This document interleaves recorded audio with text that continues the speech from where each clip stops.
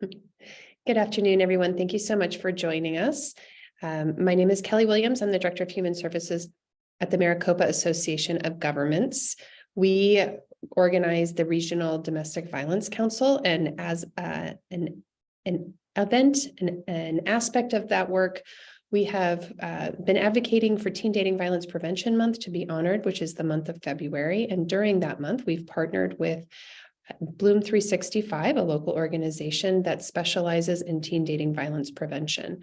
And here today to provide that webinar is Donna, Gray, and Manya. We're very excited to have you here. Thank you so much for your participation. We may have additional peers who join as well during the webinar.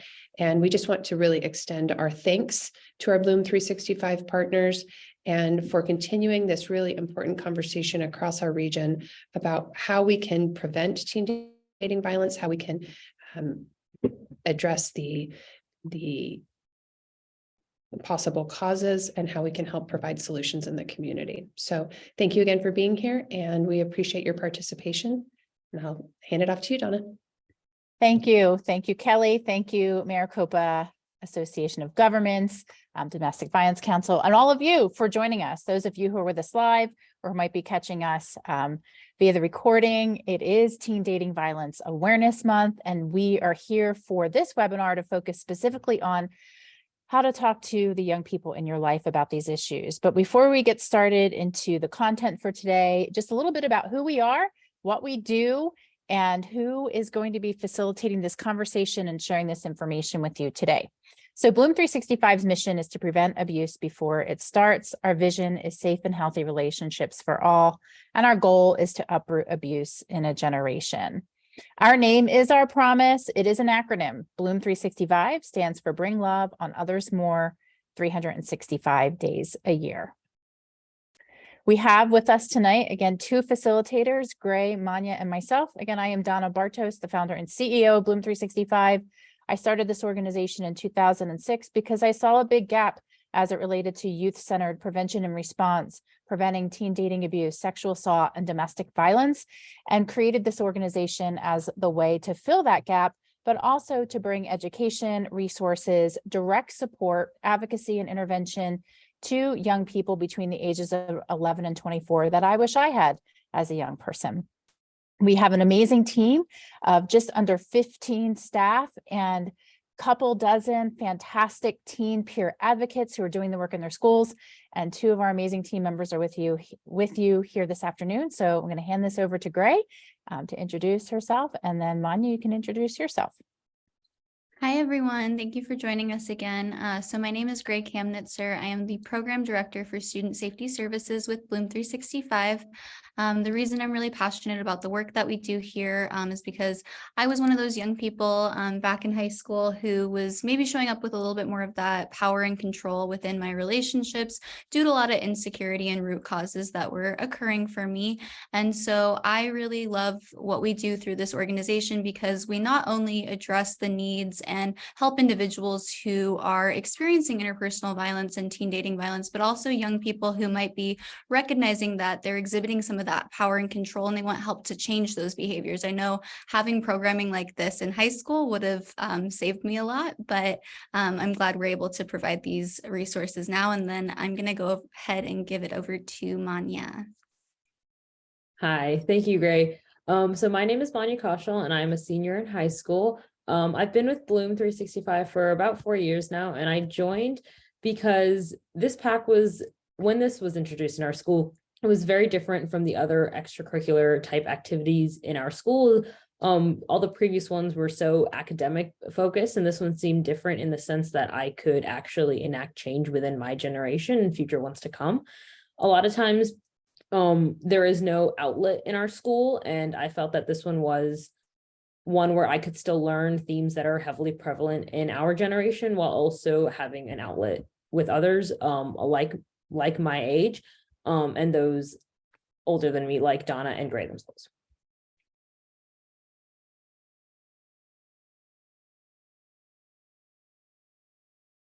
Awesome. Thank you, Manya. So we're going to jump into webinar number 4. How do you talk to your child and teen about teen dating violence and healthy relationships?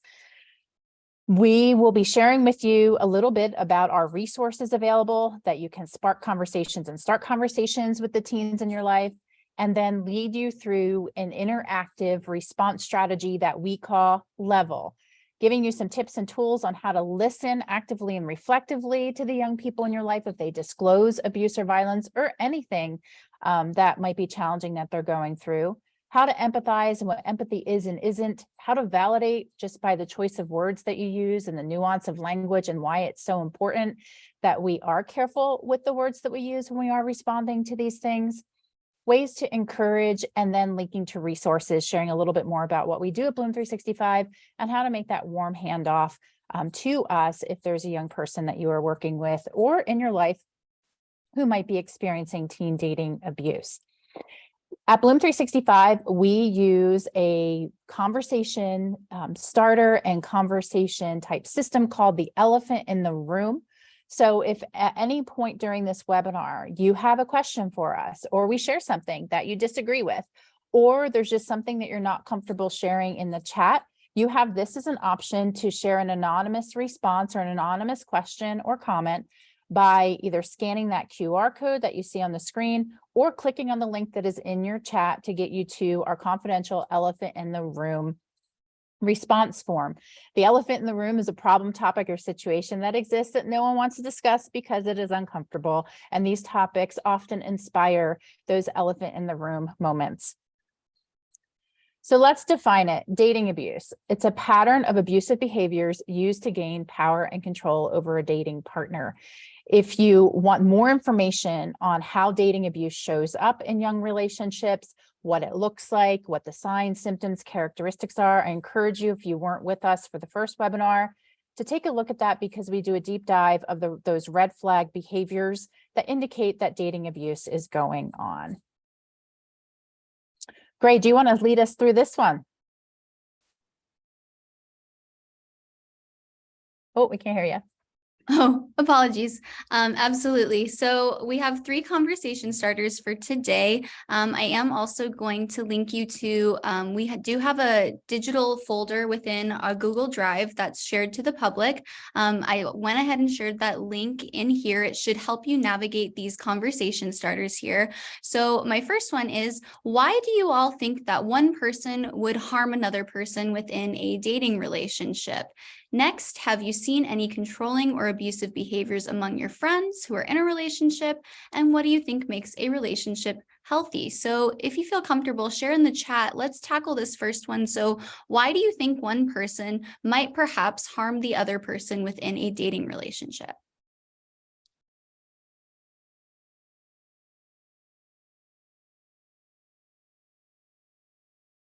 Jealousy. Yeah, absolutely. That's a big one.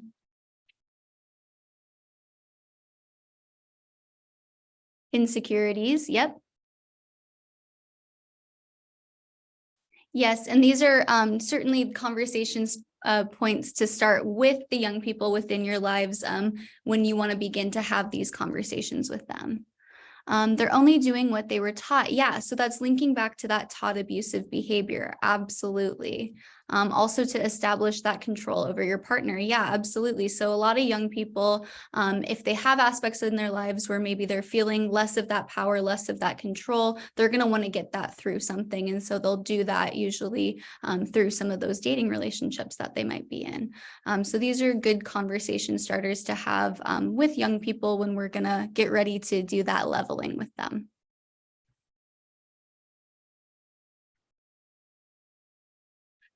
All right, so we went over in previous lessons here, our blooming and our wilting flowers. So just a quick refresher, this is a tool that you can use to start to have some of those conversations with young people, again, in talking to them and letting them know that that blooming flower represents all of the components, the contributing factors, and the characteristics of those healthy relationships, whereas the wilting flower represents all of those contributing factors, components and characteristics of unhealthy relationships. And so this is a great conversation starter, and it's a great way for young people to actually visualize these things. Another great tool that you can use that is in that drive is the wilting flower. So this is a little bit more of a close dive into those red flags or those characteristics or those warning signs that we have at the center of that wilting flower that tell us that maybe a relationship is not the healthiest. And yes, I gave that resource folder. It's linked above in the chat. It's that Google Drive folder. Awesome. Thank you, Gray. Yeah. So when we think about the natural helpers or the people that are interacting with teens on a daily basis and are those natural helpers in the event something comes up or they're going through something challenging that can support them and help them through it, please use the chat and share who do you think are the natural helpers? Who are the obvious natural helpers in the lives of teens and who are some that maybe we might not think of?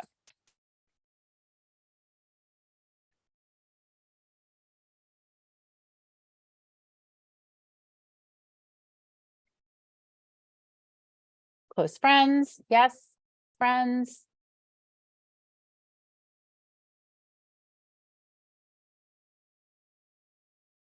Coach, maybe they're, yep. Parents or relatives, yes. Anyone else?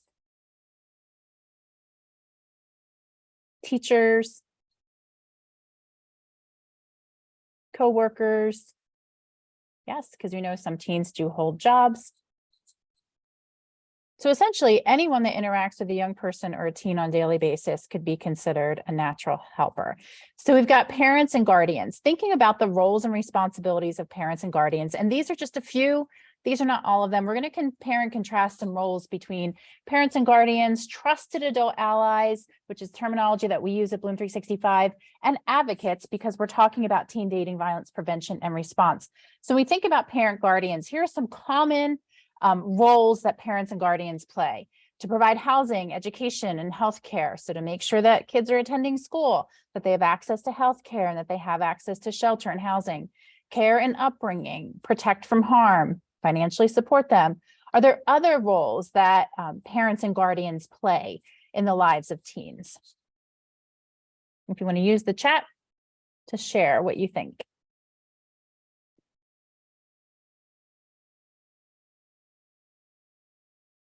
Any other roles that you can think of?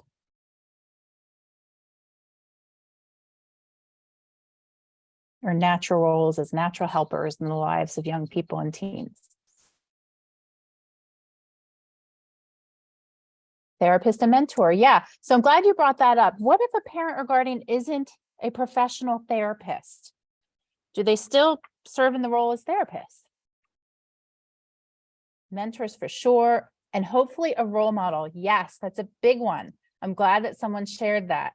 Yeah, one of our biggest responsibilities as parents and guardians, I don't know how many of you with us this afternoon are parents and guardians, but is to be that role model, because oftentimes kids emulate what they learn and what they see at home. All right, let's move along. How about a trusted adult ally? So now let's kind of compare those roles of parents and guardians and determine if any of these apply to parents and guardians too. So trusted adult ally, how we define this natural helper in the life of a teen, is someone who is approachable and easy for young people to talk about anything that is on their mind.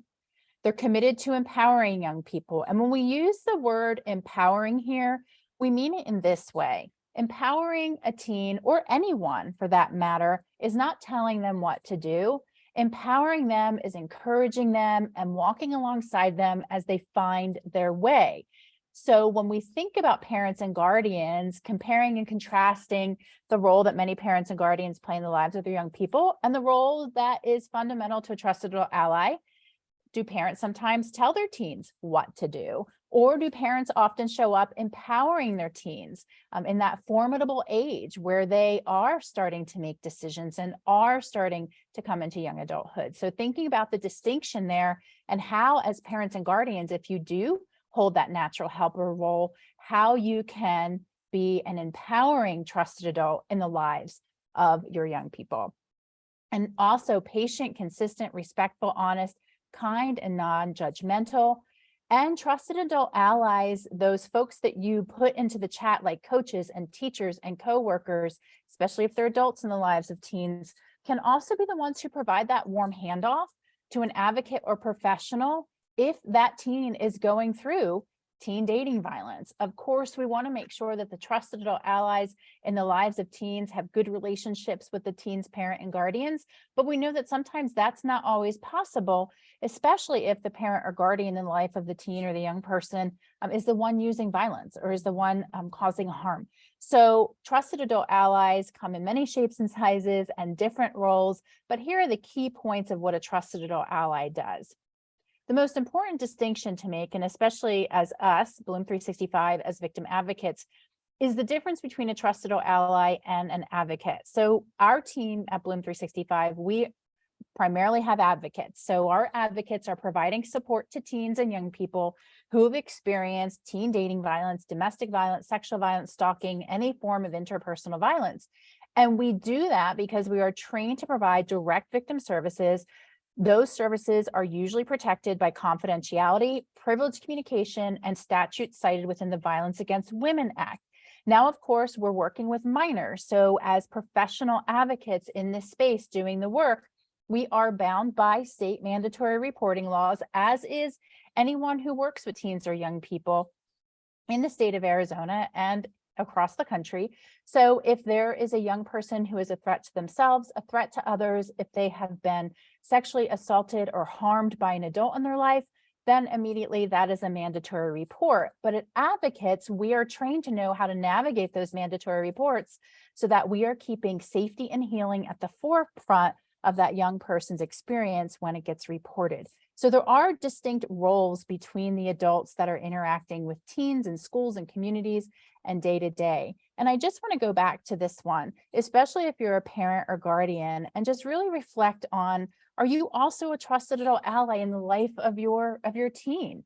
Do the teens in your lives talk to you? Do they share with you? Or do you ask them a question, they say, it's good, everything's good? Or are they eager to sit down and have a conversation with you? If you find that your teens are not that eager to sit down and have a conversation with you or share what's going on in their world, and they just shrug it off, hopefully our level training that we're going to share today helps you open that door a little bit more to these important conversations, because it comes down to being approachable and easy for young people to talk to. And so we're really going to get into the weeds of this thing on how do we remove those barriers for young people, specifically teens, experiencing teen dating violence, with having these conversations with the adults in their lives, the trusted adults in their lives, and most importantly, their parents and guardians.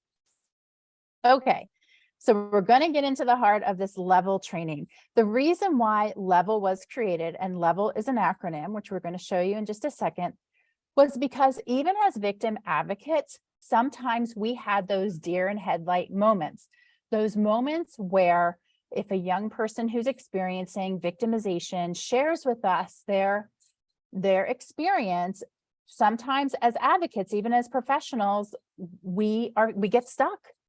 It's very difficult when a young person is going through trauma, especially if you are an empathetic person, to not only feel with them, but to put your boundaries up so that you can provide good support to them.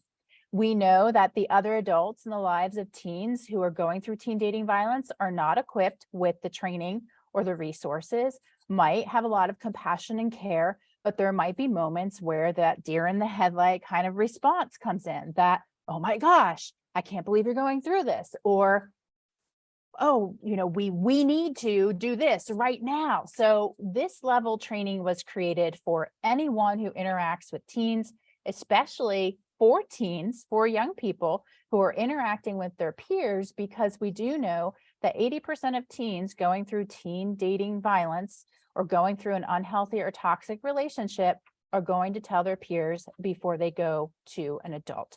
So it's important that we alleviate that feeling of, I don't know what to say, I don't know what to do, I just know that I'm in shock that you just shared this information with me, and where do we go from here? We want to make sure that everyone who is interacting with teens, especially parents and guardians and peers and trusted adults and even advocates, know how to provide a level response when these types of situations are shared.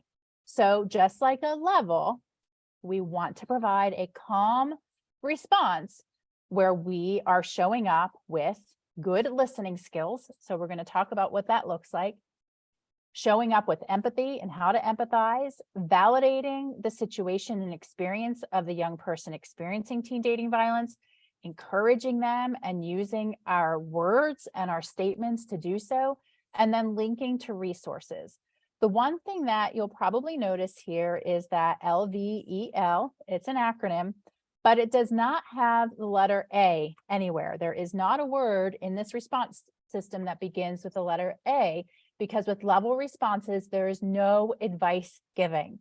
So raise your hands, the adults that we have with us as our attendees, if you are someone who loves to share your opinion, loves to give advice, and often tells people what to do, maybe teens, or just likes to give your advice. And we're not going to judge you for this. This is just a natural thing. So, and I have an opinion. I love to share it. So go ahead and raise your hands. Let's see if anybody raises their hands. If you typically are the one who's giving advice or sharing your opinion. Okay, so we've got a few of you raising your hand. So when we are responding to teens who've experienced victimization, what we don't want to do is give advice, and you're going to learn why in a bit.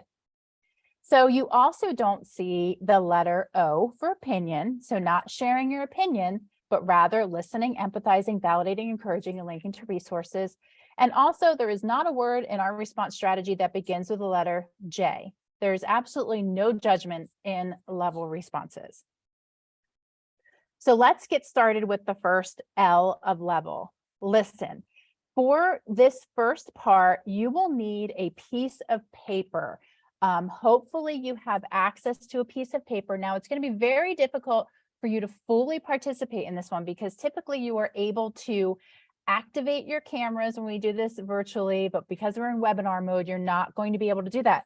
So you're not going to see how your project turns out, but we will do our best to facilitate that in the chat to get a feel for what you come up with. So if you have access to preferably an 8.5 by 11 piece of scrap paper nearby, we'll give you a minute. Please go ahead and grab a piece of paper for those of you that are able to participate. And then Gray, do you want to do this? And then we can show everyone what this would look like. I'll grab a piece of paper, you grab one, and then we will do this alongside when Manya tells us we're ready and facilitates this activity. So we'll just wait just one more minute, Manya, to give everybody an opportunity to get a piece of paper, and then we will get started. All right.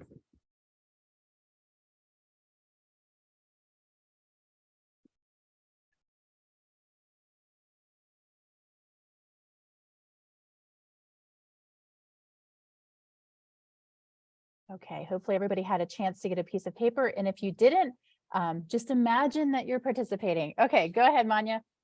So what we're going to do is we're going to pick up your sheet of paper, right? Normal piece of paper, and we're going to hold it in front of us.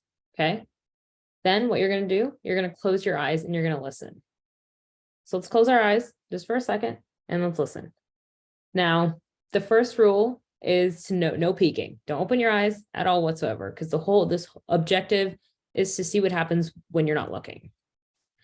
Now the first thing we're going to do is we're going to fold our piece of paper in half. Now I'm going to keep my eyes open just for the sake of looking and whatnot, but let's fold our piece of paper in half. Manya, would you mind silencing your video so that they don't see you folding? Sure. Okay. All right.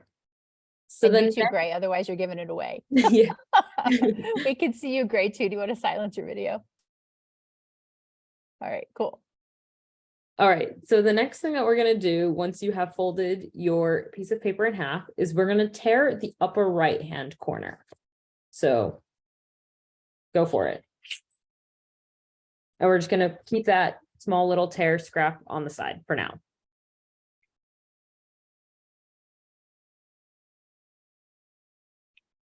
All right, now on to the next step. Once we have our upper right-hand corner torn off, we are now going to fold this piece of paper again in half.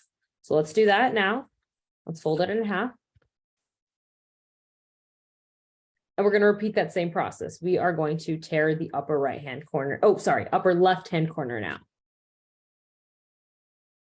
And we can keep that scrap on the side.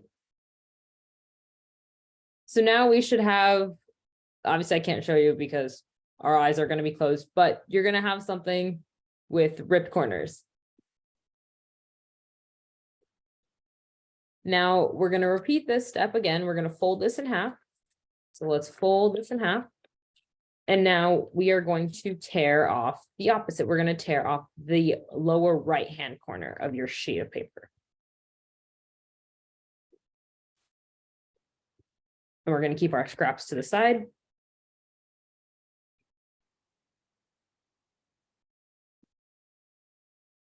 Now, once you are done tearing off that last corner, now you are going to open your eyes and you are going to unfold your paper.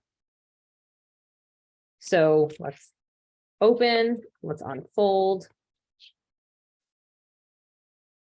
So if you did a good job of communicating, and a good job of listening more specifically, then all of our sheets of paper would ideally look the same. Now, as Donna mentioned, this would be a lot easier if all of our cameras were on, and more importantly, this would be a lot easier if we were all in person as well.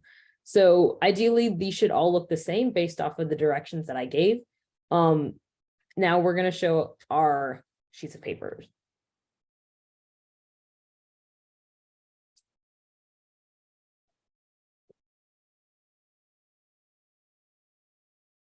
Okay, so our papers are not the same. Manya, can you hold yours up again? Yes. So if you did this, let me deactivate my background. So I don't know if you can see that. So if you did this and your papers look exactly like ours, great. Can you hold yours up? Go ahead and put in the chat if you participated with us, if your paper looks exactly like ours. So you'll see Manya's, you'll see mine, and in a second you'll see Gray's.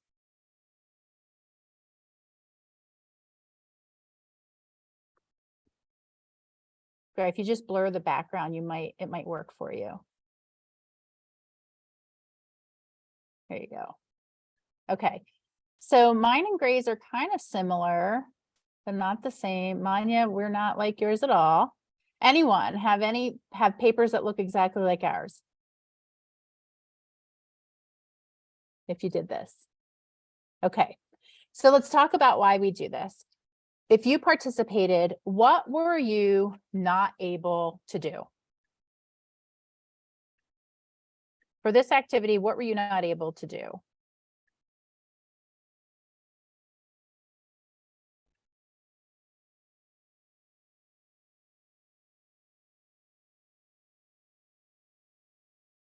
Gray, what weren't you able to do?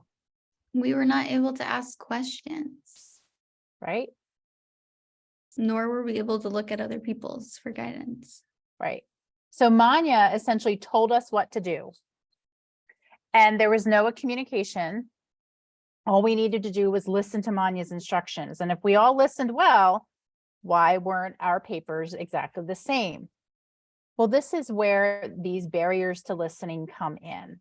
If we are working with young people, teens specifically, who are experiencing teen dating violence, and as the adults in their lives who are receiving this information, all we do is tell them what to do.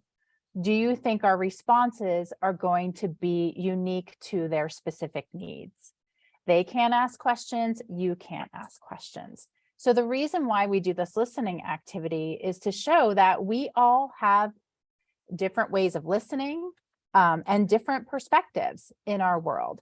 And if we don't give young people the opportunity to share, and if we don't give them the opportunity to answer questions and to show that we are listening to them and not telling them what to do, we might be creating even bigger barriers for them with seeking help.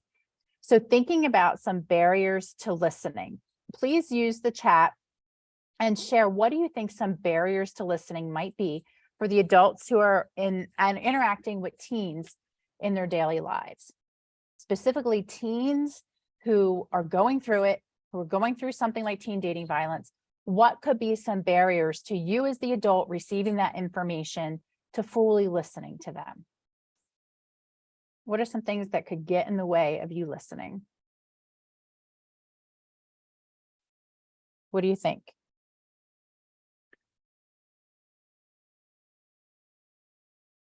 Any thoughts? As adults, we have more experience. Yeah. So how could that get in the way? Preconceived notion of the subject. So could you explain that one a little bit more? Adults expect more from teens forgetting they are young. Yes. So if you want to elaborate a little bit more on those, I'm going to move to the next slide, but would love you to continue that conversation going. So we know that listening can be active, reflective, and empathetic. By show of hands, how many of you are parents or guardians? How many of you are parents or guardians?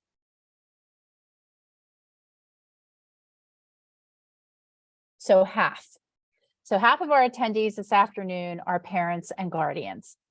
As parents and guardians, when you brought that baby or child home, were you taught how to actively listen to them, how to reflectively listen, and how to show up with empathy as a parent or guardian? Who had this training the moment that you welcomed your child into your home or into your family or into your life? Did anybody have training on how to do this? I know I certainly didn't, and I don't think my parents did, and I know my parents didn't. So we're going to go through a bit so that you have these tools and skills as parents and caregivers, guardians, as well as other trusted adults in the lives of young people on how to listen well. Let me go to the chat here to see what we have. Someone continued on with their statement. We have more experience on dating in life, so we feel like we know what is right or better. Yeah, some of that kind of adultism stuff coming in. An example, we knew this was going to happen. Didn't agree with the relationship in the first place. Yes, the person who shared that, thank you. Absolutely, those type of responses can create barriers to listening and to young people ever sharing or confiding in you again, with you again. All right, so let's talk about what active listening looks like and what it might feel like for a teen who is experiencing dating abuse and who has shared this information with you. So active listening means that we are paying attention, no distractions. So if you are having a conversation with a teen, whether it's your child or with a teen that you work with on a daily basis or that you see in the community who you know through work or through school or church or whatever it is, it's important that when they're having this moment of confidence, sharing this information, this confidential information with you, that there are no distractions. So putting that phone down, silencing the phone, noticing your nonverbals, not just twirling your hair or looking at your watch, which indicates that you're really not paying attention to them. Simple active listening skills. And then show that you're listening by nodding. You don't want to be that bobbing head doll, but nodding, leaning in, just making sure that they feel that you're listening. Check in verbally with them. We're going to give you some prompts on how to show that you're actively listening in just a second. And then leave out judgment. Practice empathy and put yourself in their shoes. And we'll dive in a little bit more to the empathy thing in just a few minutes. So here are some simple active listening prompts. If you're able to take a screen grab of this, I encourage you to. This is kind of like your little toolkit here with what to say to show that you are actively listening. Something like, can you tell me more about that? What was that like for you? What do you think would make things better? What have you tried in the past? What has worked? How can I support you? You'll notice that these active listening prompts are not commands or demands or telling them what to do. This is more asking questions, having a conversation, guiding them through this process of, it might be healing, it might be safety, it might be just feeling validated that they need. So these are just some simple prompts that you can use in your day-to-day interactions with teens, especially teens who are sharing that they're going through things like teen dating violence.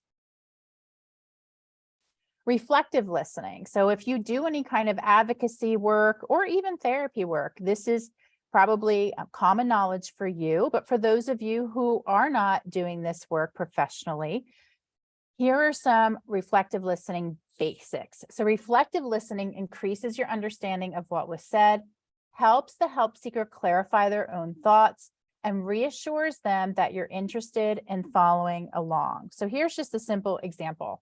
Ugh, I'm in such a bad mood because my phone broke during second period and now everything sucks.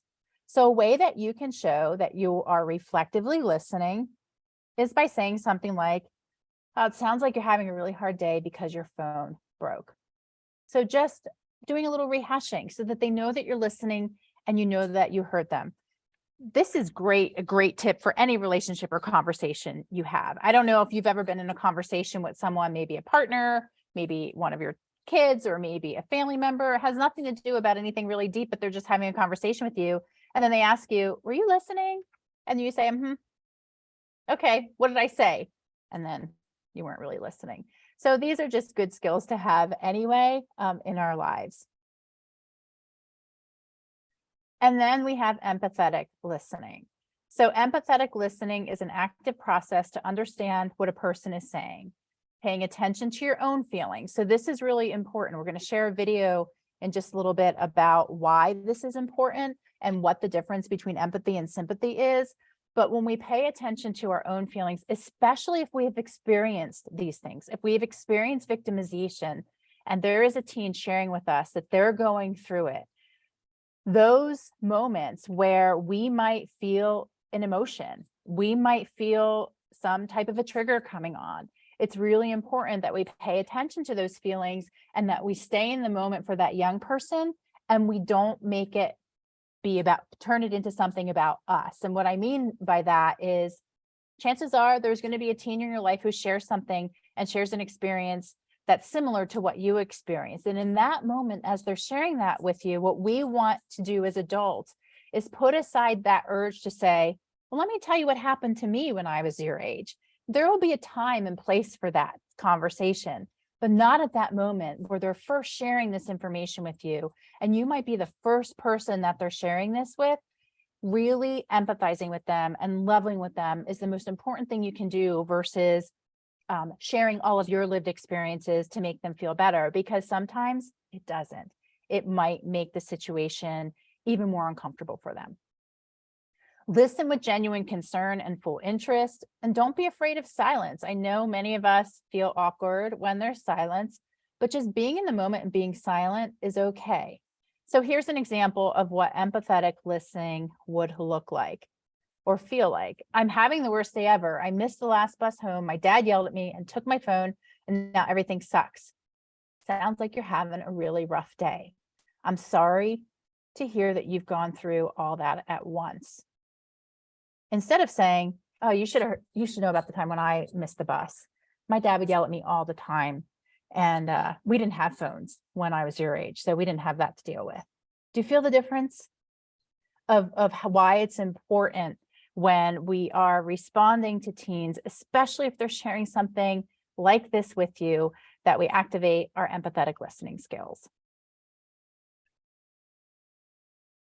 And just to recap that, some listener basics.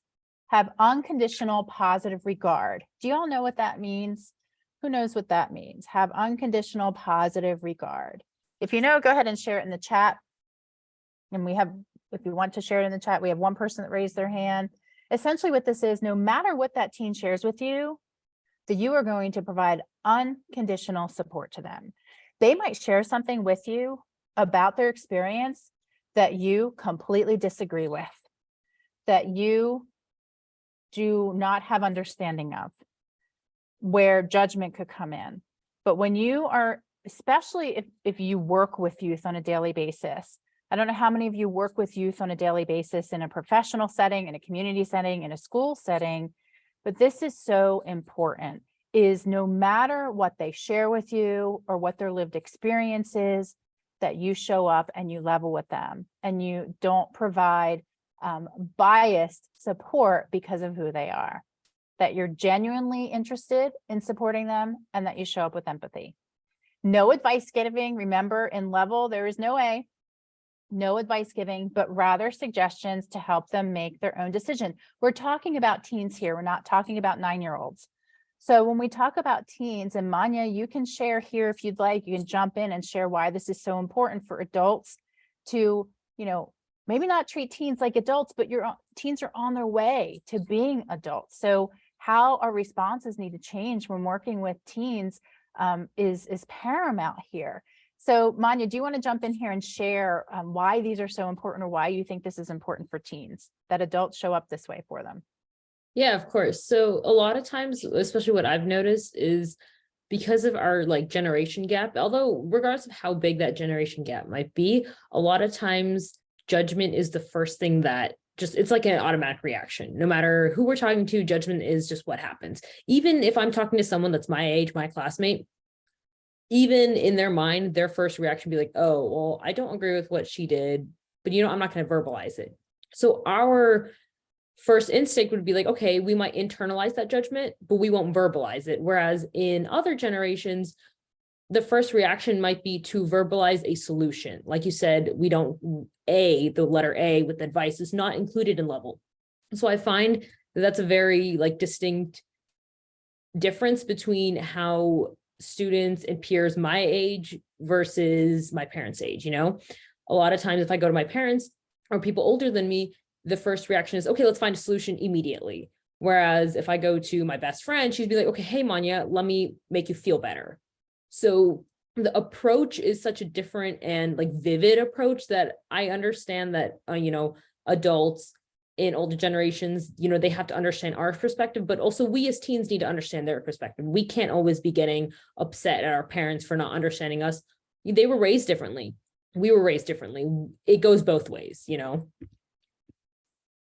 Thank you for that. I'm glad that you brought up the whole solution thing, because as adults, especially as parents, going back to what our roles are as parents is to protect our kids from harm.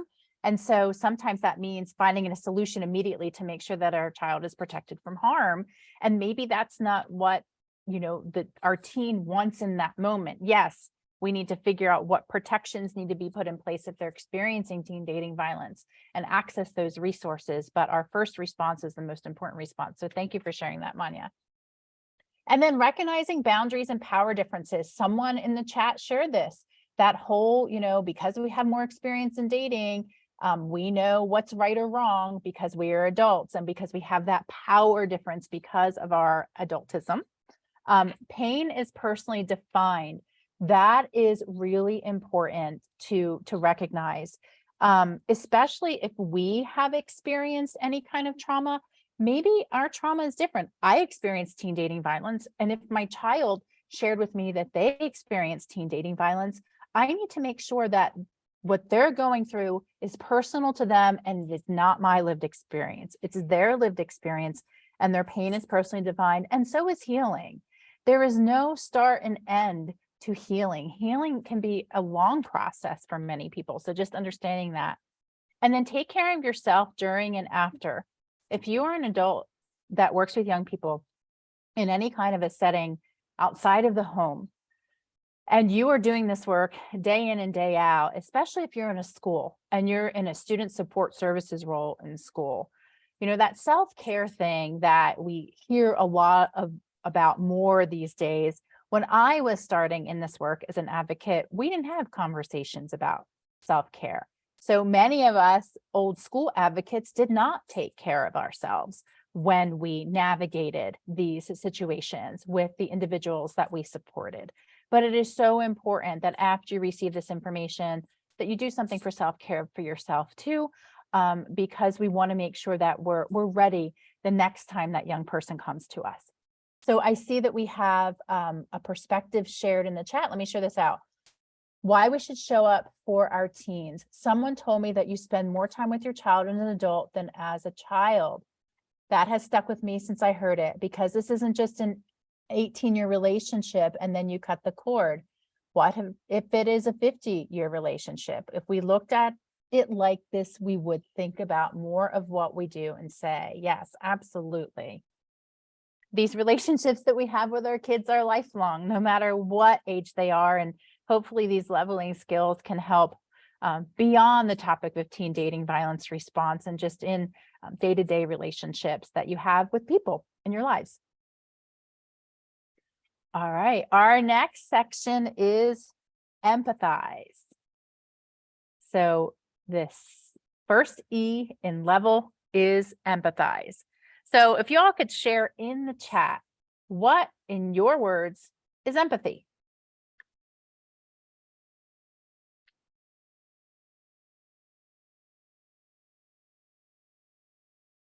What is empathy?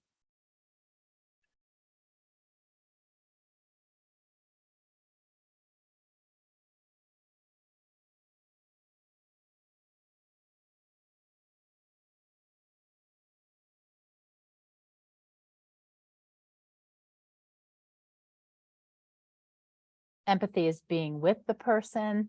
Yep.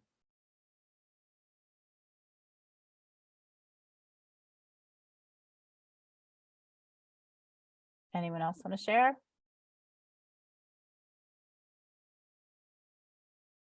Understanding that person, trying to understand someone else's perspective or situation. Yes.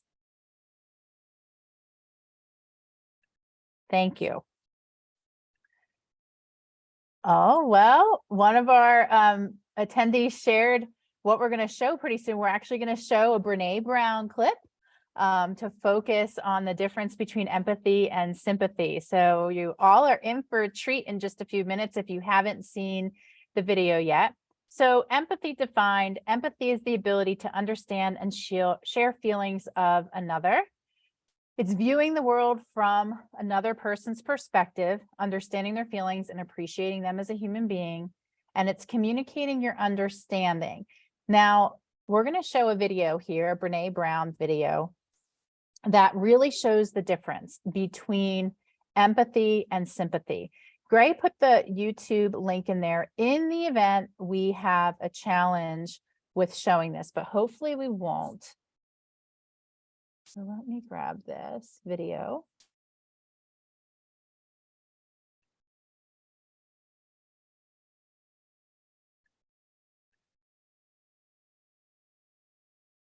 All right, let's hope this works.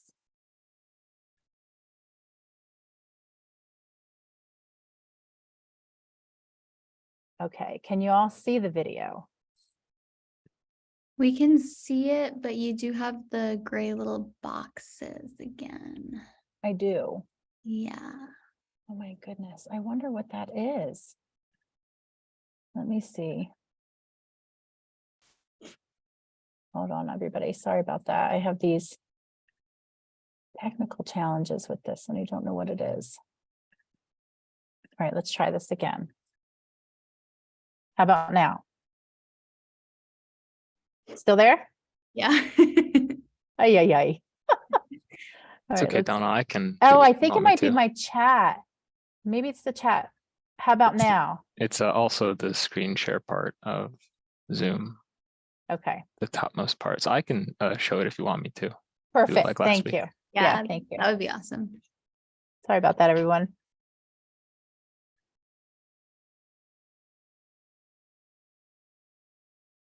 Okay. Can everyone see the video? Yes.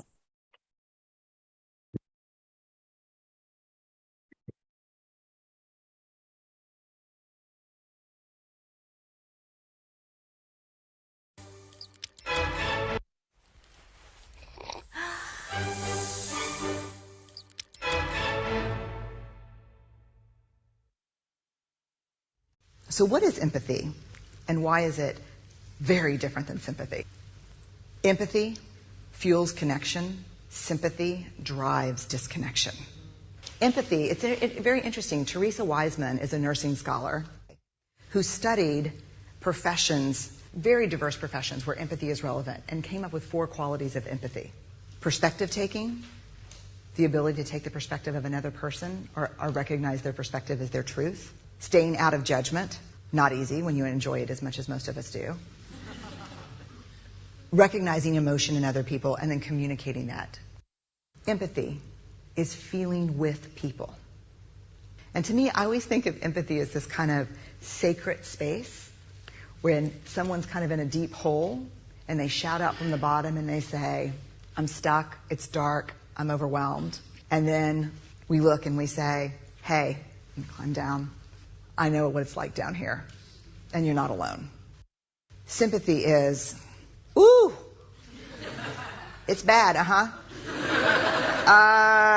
no. You want a sandwich? Empathy is a choice, and it's a vulnerable choice, because in order to connect with you, I have to connect with something in myself that knows that feeling.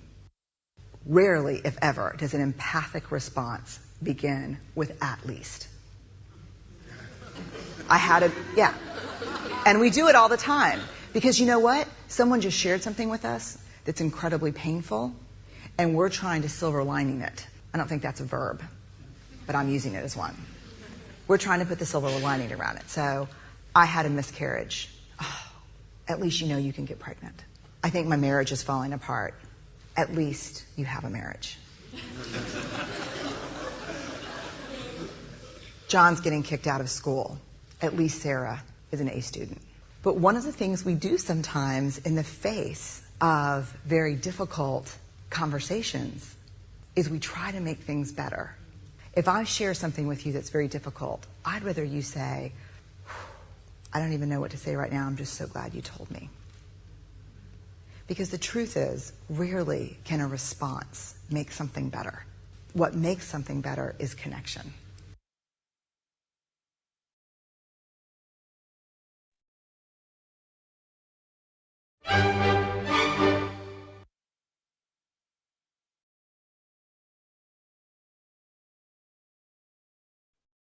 I love that video. It never gets old.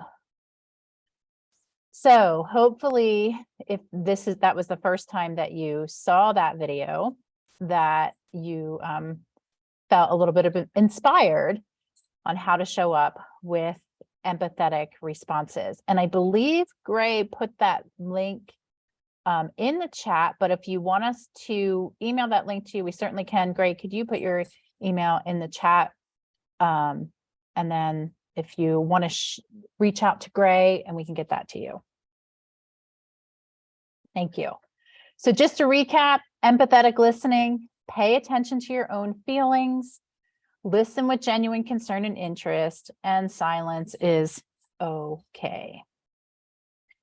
So when we think about judgment, especially in the context of adults working with teens or responding to teens who've experienced teen dating violence, where do you think that judgment comes from? Go ahead and share your responses in the chat. And you heard in that video from Brene, an empathetic response is clear and void of judgment. So where does judgment come from?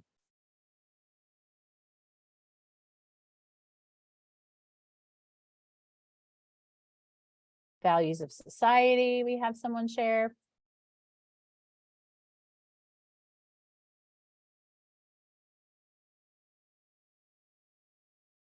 Personal experiences, experience growing up. Yep. So you're on the right path with those personal experiences.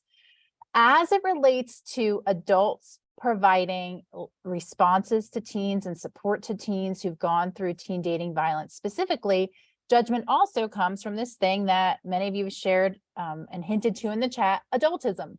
So adultism defined are the behaviors and attitudes based on the assumption that adults are better than young people and entitled to act upon young people without their agreement. The potential for young people to learn, improve, and be empowered is eliminated when adultist views and actions are present, especially when adults are responding to teens who've experienced teen dating violence, where we always want our responses to be empowerment-based, because chances are, if they're experiencing teen dating violence, they feel incredibly disempowered, potentially isolated, maybe insecure or humiliated. And if they're being harmed, there's a whole other list of potential outcomes or adverse outcomes that they might be experiencing too. So empowerment is so important. And we like to say kicking adultism to the curb is really important. So how does adultism create help-seeking barriers for teens going through teen dating violence? I shared a little bit about that But if you want to share in the chat your view on how do you think adultism creates additional help-seeking barriers for teens going through teen dating violence, go ahead. I know some of you have already shared some information there, but go ahead and populate the chat and we will bring that back into the conversation. So when we think about barriers to empathetic listening, this is something that we really want to think about, especially if we are parents or caregivers. So some common barriers to empathetic listening when responding to teens who've experienced teen dating violence are making threats or ultimatums that in turn deny help for the young person seeking it. So could be a threat: if you don't break up with this person now, you will not be able to spend time with your friends, or we will be changing your school, or whatever it is. Instead of coming from a place of concern and care and empathetic support, making threats or ultimatums could make the situation a lot worse for a teen going through it. Accusing them of dishonesty. That could be, they would never do something like that to you. You're making this up. I know when I was a teen going through dating violence and I finally had the courage to tell my parents, of course, my friends knew it was going on before my parents knew it was going on. They didn't believe me because this person that I had dated for 5 years, everybody thought we were going to get married. And in front of them and in front of friends and family, this person was the ideal partner. But behind closed doors, they were not. So being accused of making it up is something that completely closed the door to not only empathetic listening, but to help and support for teens. And then judging them for what they have or haven't already done. Well, again, why didn't you break up with them sooner? Or why are you just telling me now? What took you so long?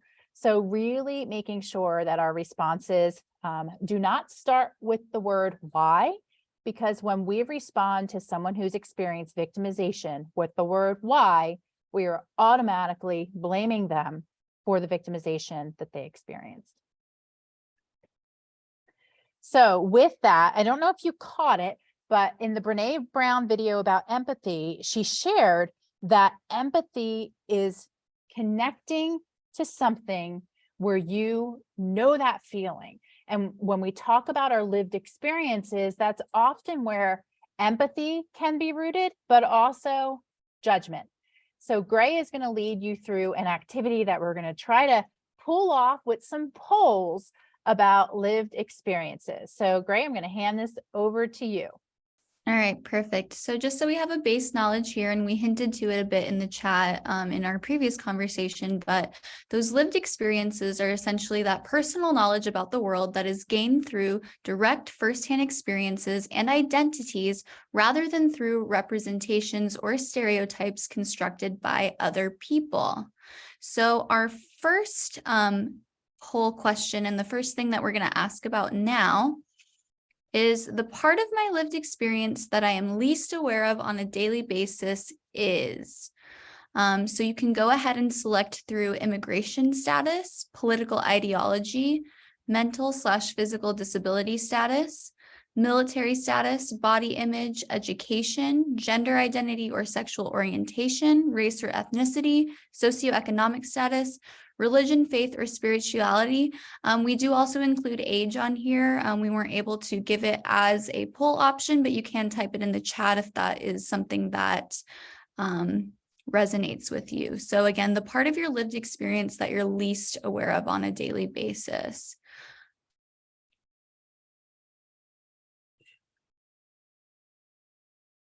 Yes, and your responses are anonymous. There's no way for us to track who has answered what. So just go ahead and answer based off of your own personal lived experience.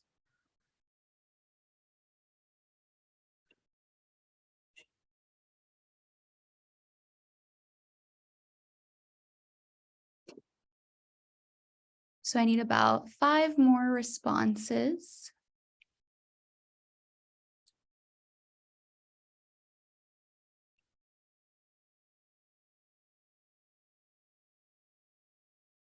Okay, perfect. So we have one of us selected that our political ideology is part of the lived experience that we're least aware of. Then one of us selected gender identity and or sexual orientation. One person selected race or ethnicity. 2 people chose religion, faith, and spirituality. And I know it was shared in the chat also, military status. So Gray, I'm just going to jump in here. So you see, even Absolutely. with our first prompt, we have different lived experiences already showing up.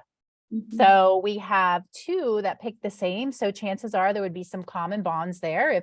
If you were in a situation where one of you is going through it and the other one was responding, you might have something in common, but you don't have something in common with the others who responded. So this is where we're focusing on, all right, so how do we build these common bonds? How do we alleviate those barriers to empathy if our lived experiences are very much different? So let's go on to the next one. Give me a second here to launch the poll and show the screen. There you go. All right, so the next one is the part of my lived experience that was most emphasized growing up was. And so again, you can choose from immigration status, political ideology, mental and physical disability status, military status, body image, education, gender identity and or sexual orientation, race or ethnicity, socioeconomic status, religion, faith or spirituality. And if age was one of those, you can also type that in the chat.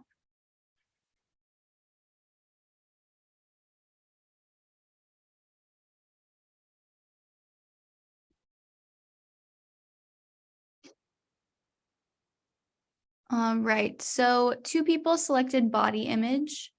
One person selected education, one person selected race or ethnicity. Actually, 2 people did because it was also shared in the chat. So 2 people selected race or ethnicity as well. So the part of their lived experience that was most emphasized.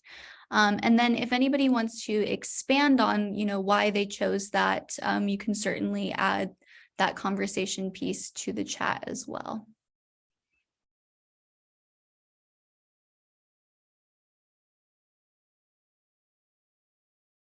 All right. The next question we have here is the part of my lived experience that makes me feel discriminated against is. And so again, you have the same option. So go ahead and answer that poll question.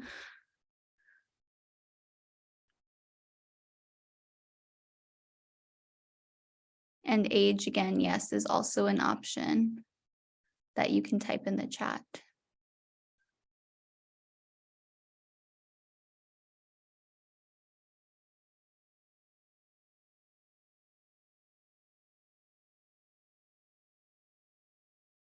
All right, so I can see here that 2 people selected body image. 2 people selected race or ethnicity. 1 person selected socioeconomic status, and then it was shared in the chat military status as well.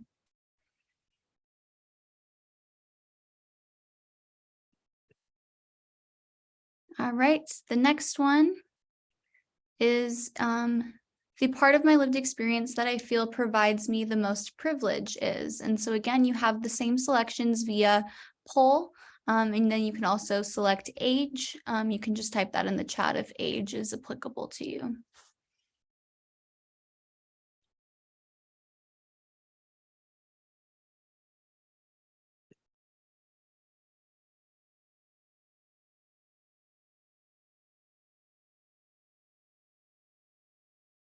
Okay, so 1 person selected military status, 1 person selected education, 2 people selected race or ethnicity, 1 person selected socioeconomic status, and then 1 did share age in the chat.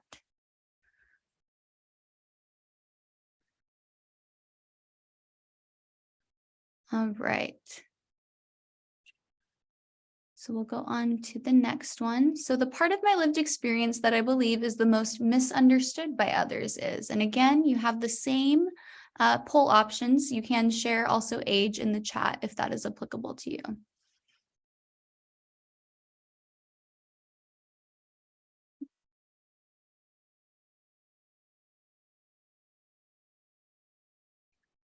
All right. So let's go ahead and share here. All right, so 17% of us selected political ideology, 17% of us selected body image, 33% of us selected race or ethnicity, 17% of us selected socioeconomic status, 17% of us selected religion, faith, or spirituality. And then we did have an additional person share socioeconomic status as well.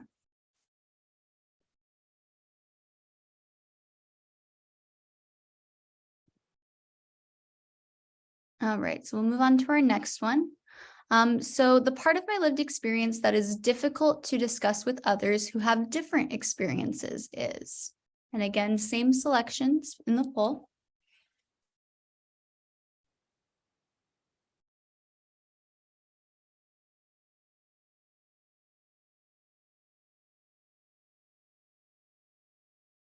And you can also put age in the chat.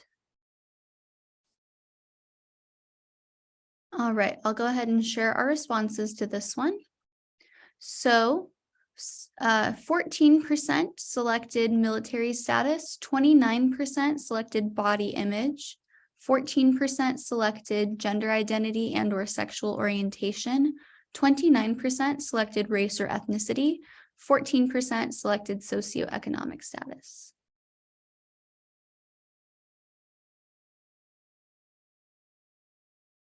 All right. So that leaves us with a reflection question here. After talking about these different lived experiences and how they might impact us, how do you think that these lived experiences could influence help seeking and help that is received?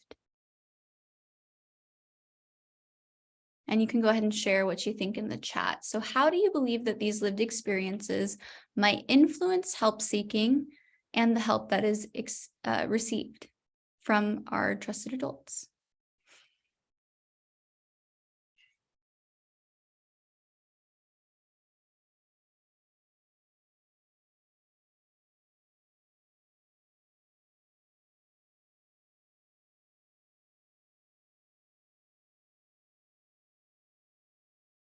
Yeah, so you might learn not to depend on others. Absolutely.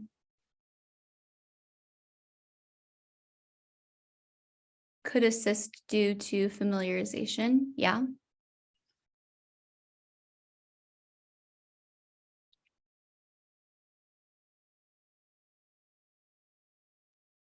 And while they're thinking and putting in the chat, I'm going to jump in here. So we didn't see any responses that were overwhelmingly in the majority for your responses with your lived experiences. So let's just say here that those of you that responded, and half of you are going through something, and the other half of you are responding. Chances are you're not going to have many things in common. Maybe a few of you, but not going to have many things in common. So if you don't have those commonalities and you are providing support to each other, can you see why it's so important that we connect with our lived experiences to feel empathy, but we're not connecting with our lived experiences to always find commonality or a common bond with young people that we're providing support to, because chances are we might not find it.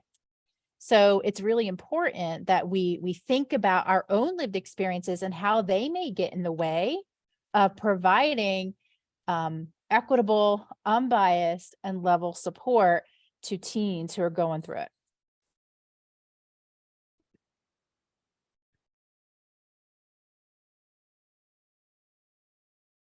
Oh, I see some other responses in the chat. Gray, do you see those coming in? Yeah, so they had shared that it might lead to maybe that you only trust help from others that look like you. So others who you might assume have similar experiences to you due to what they look like, might also lead to embarrassment, was shared in the chat. Yes, absolutely. I'll share a little personal anecdote here because this was my eye opener early on in my victim advocacy work. So the part of my lived experience that was most emphasized growing up was faith and religion. And throughout my life, I always wore the symbol of my religion around my neck. I always wore a cross.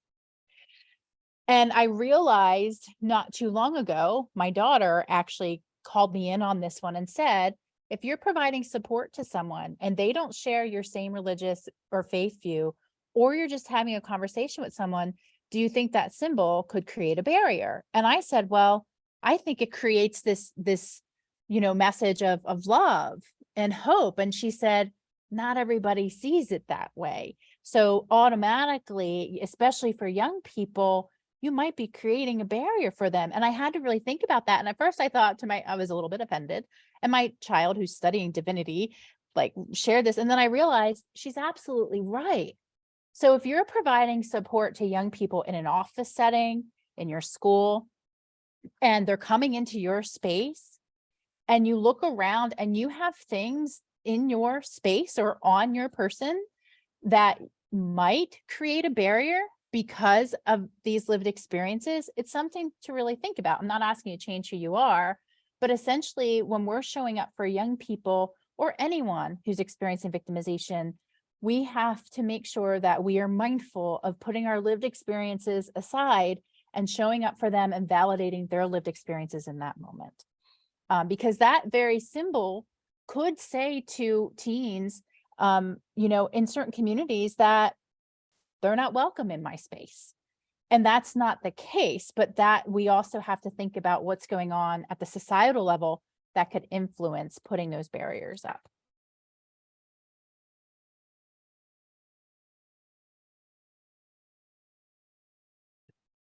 Yeah, and so that might lead to something that we refer to as implicit bias. And so that refers to attitudes or stereotypes that may affect our understanding, our actions and decisions, and in an unconscious manner. So these are automatic and unconscious process of assigning a stereotype or linking negative or positive attitudes to an individual or a group. And so that was hinted at in the chat a little bit here, right? So maybe because of this implicit bias I might only trust help from others who look like me because I believe that, oh, they must have similar experiences to me. And so I'm going to most likely trust those people when maybe in fact they have completely different experiences. We just might look similar. All right, we're not going to have time to show that video there, but I am linking it in the chat. I do want to give a sensitive content warning. It is a video that is about, and these women are asked to read out loud instances of sexual assault, victimization that occurred to somebody. And I won't give away the ending there, but they kind of make an assumption about the people who experiences they are reading, and it's actually revealed at the end of the video it's not at all who they thought was experiencing those. And so that just demonstrates that implicit bias for us a little bit more so. Thanks so now for we're going to making talk that, Greg. about how to validate. Yeah. Thank you. So we're going to bust a move here because we have 15 minutes left. And typically, just so you know, this training is typically a 3-hour in-person training that we deliver to student support staff. We also deliver this now to junior service members and military installations. And we're working with a few guard units to utilize level, making it more military specific though, before their soldiers and airmen deploy, because we know that, again, no matter who the young peers are, they're going to tell each other before they go to an authority figure or an adult. So if you want this full training, please link back to us and we would be happy to provide it to you or any of the other adults or individuals that you work with. So let's get on to the V of level, validate. So validating is so important because when we validate, we are removing the possibility of victim blaming, which removes power from survivors and victims, creates those barriers for them to seek help, and causes victims, especially teen victims, to believe the abuse is their fault. There's another great video if you want to, it's a parody, so it just really focuses on how ridiculous victim blaming is. And we encourage you to take a look at it. We've put the link in the chat.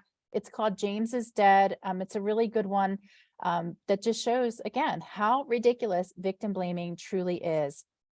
These are some of the most common victim blaming statements that teens who've experienced victimization, whether it's dating abuse or domestic violence or sexual violence, have experienced. They include, you need to stand up for yourself. So again, a demand, a command, you need to. How could you let them treat you that way? The how, victim blaming. What did you do to make them so angry? Not what can I do to support you, but what did you do to make them so angry? Why haven't you broken up with them yet? I warned you. That's one that we hear a lot from teens. And I see Manya shaking her head over there, that's one that adults usually go to. That's the default when a teen is going through something, whether it's teen dating abuse or something else. You know, the adults in their lives sometimes say, I warned you. Why didn't you just fight back? So how do we combat victim blaming? With two very simple yet important validating statements. Someone shares something with you that they've been victimized. I believe you. It's not your fault. It's important to note here that only 2 to 7% of sexual assault reports are false. The majority are true. And we've had some pushback with this slide specifically from the adults that we've trained over the years saying, but what if they're lying? 2 to 7% are. And because the majority aren't, it's important, no matter who is sharing with you that they've experienced victimization, that you validate them and say, I believe you. And again, it's not your fault. If you can take a screen grab of this, this is a really important tool to help you with some nuance of language prompts and things not to say and things to say if a teen discloses that they're experiencing dating abuse.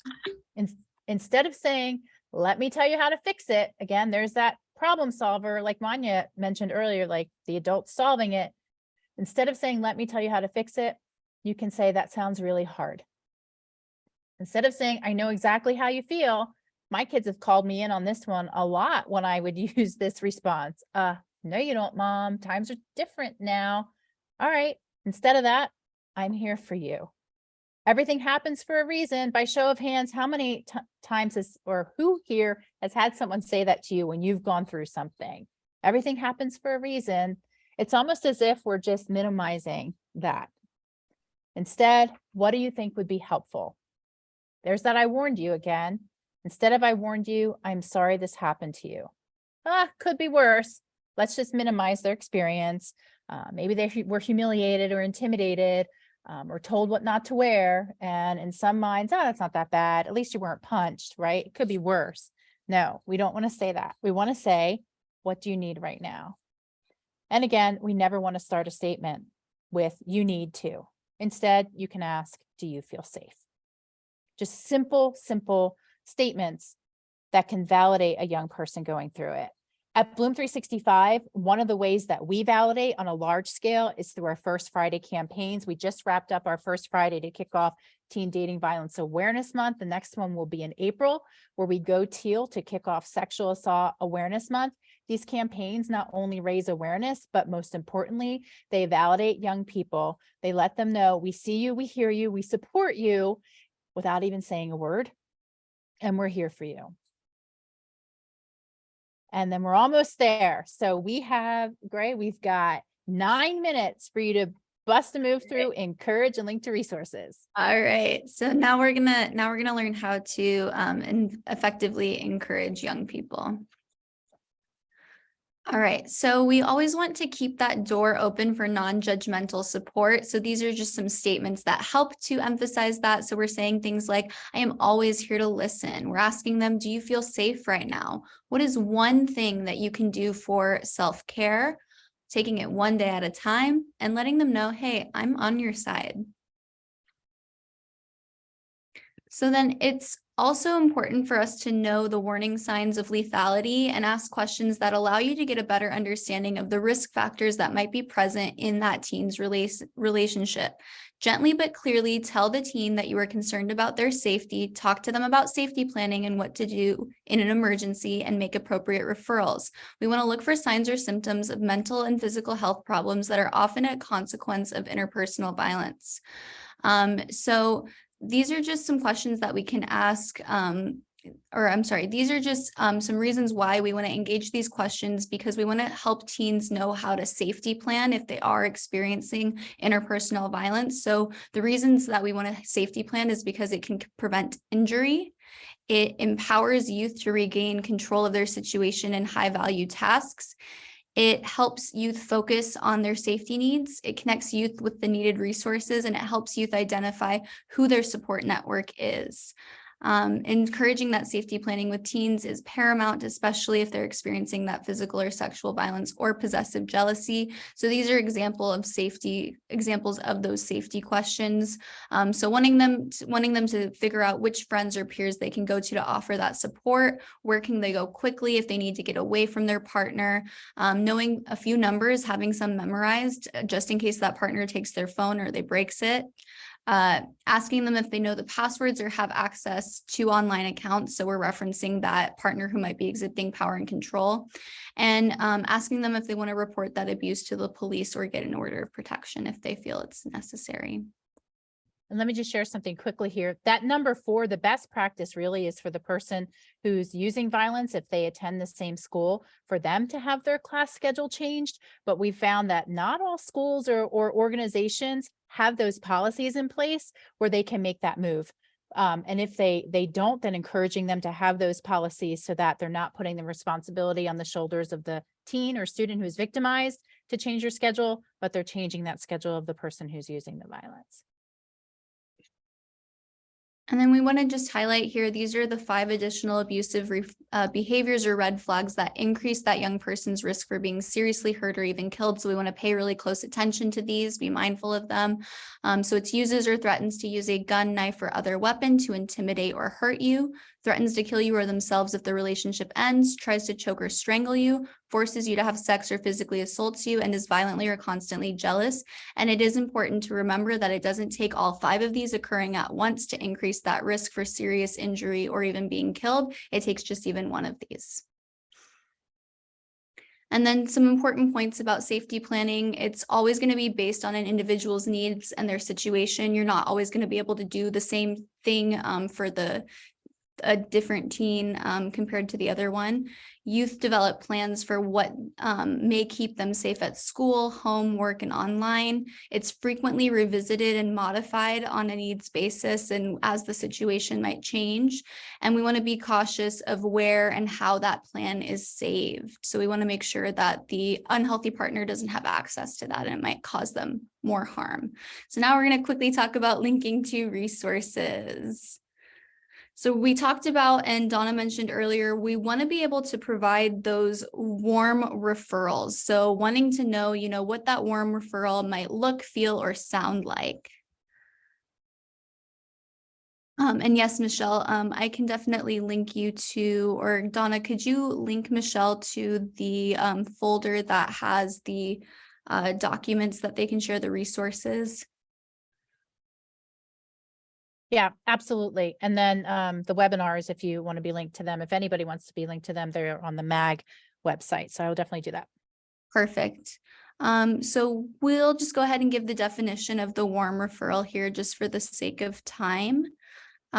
So if you want to go to the next slide quickly, sorry. So a warm referral is a connection that's made with the permission of that survivor to an external service provider who is able to fill a need that has been identified by the survivor. So we want to know too, not all of us parents, adults, guardians, we're not all those therapists, those counselors. And so we want to know where are the resources that I can refer this young person to, but I'm also familiar with these sources. So it's not something where I'm just saying, oh, well, call this line, it's something where I could talk them through, this is what you can expect when you call the line. I can do this with you. That's more of that warm referral. And then certainly asking that permission too before I'm going to talk to some other adult about this situation on their behalf or with them. And then we just want to remind you all, we do have a helpline at Bloom 365. It runs Mondays through Fridays, 5 to 9 p.m. It's completely free, it's anonymous, and it's confidential. They can text or call us. They can chat us on our website. They can also DM us on our Instagram. And then we'll catch you on the 22nd for our next webinar, which is how to prevent teen dating violence and going over the 7 C's of that. So just to recap, the next one is going to talk about communication, conflict resolution, consent, campaigns, conversations, and making some culture change. And then where to go for help. This is going to be what we hold. This is on the 27th, right? Perfect. Yes, it's our final one. It's our final one on the 27th, where members of our team are going to talk about more of the services that we have for specific needs. We're also going to have other resources shared from other agencies. And then you can scan that QR code. So Michelle, if you were wanting to get some of the resources in that drive that we have, that QR code, if you scan it with your phone, it's going to take you directly to the Google Drive. But I will also share the link right now in the chat. So everybody should be able to see that. That's going to have all of the supplemental material and these tools for helping teens that we've been talking about and sharing in our presentations and our slide decks here.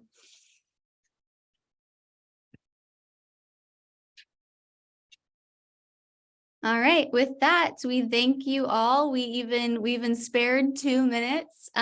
So we can certainly hang out here if there are any questions, comments, concerns that anybody wants to chat about here in the chat with us. You're welcome to do so, but otherwise we will see you for the next one. Thank you. Thank you. Thank you, Michelle.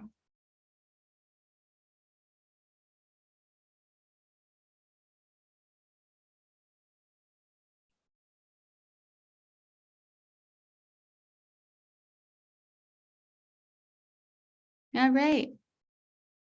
That was